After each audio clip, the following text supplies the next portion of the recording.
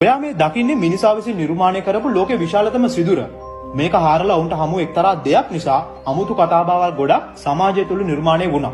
අවුරුදු 19ක් පුරාවට හාරලා ඕන් අඩි 40230ක් පමණ ගැඹුරට ගියා. මෙන්න මෙතනින් තමයි කතාව පටන් ගන්නෙ.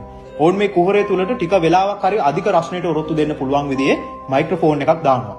ඕන්ට අහන්න ලැබෙනවා මෙන්න මේ ශබ්දය. ඔයා කියන හැමදේම කරන්න බෑනේ. ඔව්. දන්නේ නැති උනාට කෙල්ලෙක්ගේ හුම් එකට තේරුම් ගොඩක් තියෙනවා. කෙල්ලෙක්ගේ ජාතික වචනේ තමයි හුම් කියන එක. එහෙම කිව්වොත් ඒ කියන්නේ හා නැත්තම් ඕ කියලා. එහෙම කියලා අග ටික ලස්සනට ඇදලා කිව්වොත් ඒ කියන්නේ ඉදිරියට කියාගෙන යන්න කියලා. කියලා වොයිස් එක ටිකක් අඩුවෙන් කිව්වොත් ඒ කියන්නේ දුකෙන් කියලා. කියලා තදින් කිව්වොත් ඒ කියන්නේ තරහෙන් කියලා. කියන එක අහගන්නවා.